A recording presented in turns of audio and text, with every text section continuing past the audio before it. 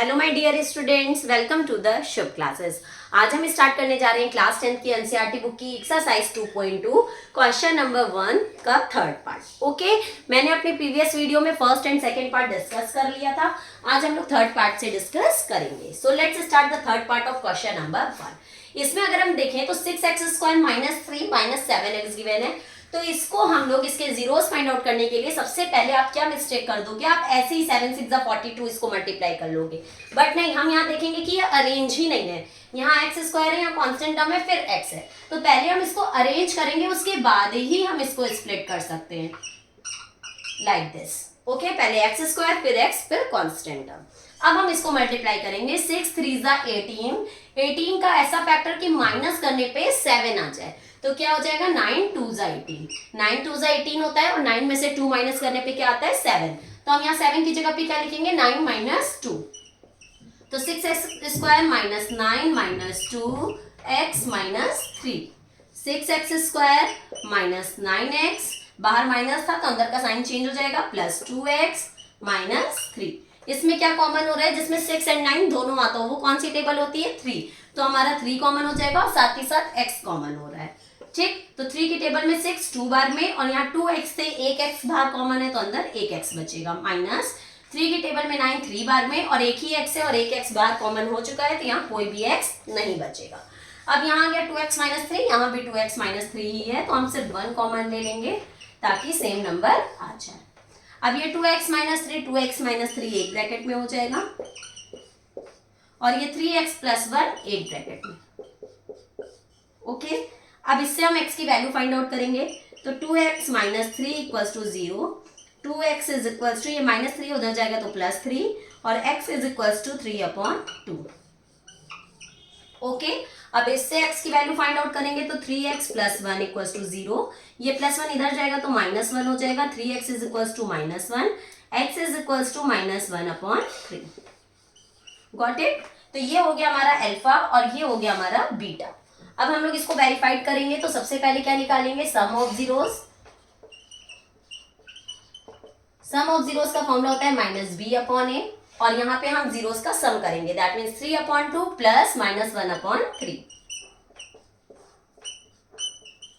Okay, और यहाँ पे वैल्यू पुट करेंगे तो -b की वैल्यू क्या है, पहले तो जो माइनस लगा है माइनस लगाएंगे और b की वैल्यू है -7। तो हम यहाँ क्या पुट करेंगे, -7 a की वैल्यू क्या गिवन है, 6, तो यहाँ 6 रख देंगे। अब यहाँ देखो, इसको जब सॉल्व करेंगे तो ब्रैकेट ओपन करें, 3/2 plus minus minus 1/3 is equal to minus minus plus, तो 7/6। 2 एंड 3 का एलसीएम लेंगे तो आएगा 6। 2 की टेबल में 6 3 बार में तो 3 3 = 9, माइनस 3 की टेबल में 6 2 बार में 2 1 = 2 इज इक्वल टू 7/6। 9 में से 2 जाएगा तो 7/6 इज इक्वल टू 7/6, दोनों इक्वल आ गए, दैट मीन्स वेरीफाइड हो गया।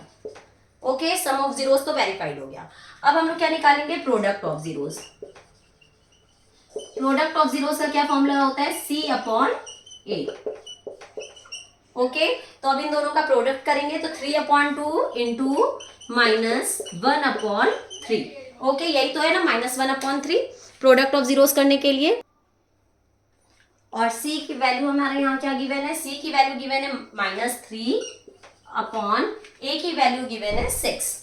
ओके, अब यहाँ देखो ये 3 कैंसिल, तो आंसर आ गया -1/2 और यहाँ पे आंसर आएगा 3 1 = 3 3 2 = 6, यहाँ भी आंसर आ गया -1/2।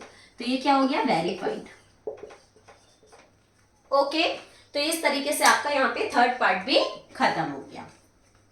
बहुत ही इजी क्वेश्चन है। Splitting the middle term method हम लोग पहले से ही पढ़ते चले आ रहे हैं, बहुत पुराने समय से ही, बहुत 6-7 क्लास से ही हम लोग पढ़ने लगते हैं splitting the middle term method. और इसके अलावा ये जो sum of zeros and product of zeros हैं, इसमें भी कुछ नहीं है, सिर्फ हमें फॉर्मूले में पुट करना है और वैल्यू निकालनी है। ठीक है, इसका जो फोर्थ पार्ट है वो गिवन है 4u² प्लस 8u। अब इसको देखो, इसमें splitting the middle term method नहीं लगेगा क्योंकि तीसरा टर्म हमें गिवन ही नहीं है। तो इसमें हम कॉमन ले लें, क्या कॉमन है, 4u कॉमन है, तो अंदर क्या बचेगा, एक सिंगल u प्लस 4 की टेबल में 8 2 बार में और यहाँ एक u कॉमन हो चुका है तो सिर्फ u प्लस 2 इक्वल्स टू 0। अब यहाँ पे 4u इक्वल्स टू भी 0 है और u प्लस 2 इक्वल्स टू भी 0 है, तो 4u इक्वल्स टू 0, तो u इक्वल्स टू 0/4, तो u इक्वल्स टू 0। अल्फा की वैल्यू आ गई 0। अब बीटा की निकालेंगे तो u प्लस 2 इक्वल्स टू 0 करेंगे तो u इक्वल्स टू -2 आ जाएगा। ये आ गई हमारी बीटा की वैल्यू। ओके, अब हम लोग इसको वेरीफाई करेंगे, तो उसके लिए हमें सम ऑफ जीरोस निकालना होगा।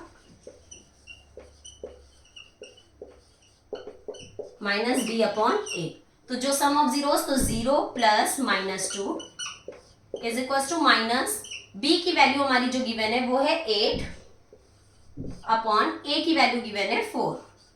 ये प्लस माइनस माइनस, तो यहाँ सिर्फ -2 आ जाएगा, इज इक्वल टू 4 2 ज़ा 8। यहाँ पे भी क्या आ गया -2। ये क्या हो गया, वेरीफाइड। ओके, अब हम लोग प्रोडक्ट ऑफ जीरोस को वेरीफाई कर लेंगे।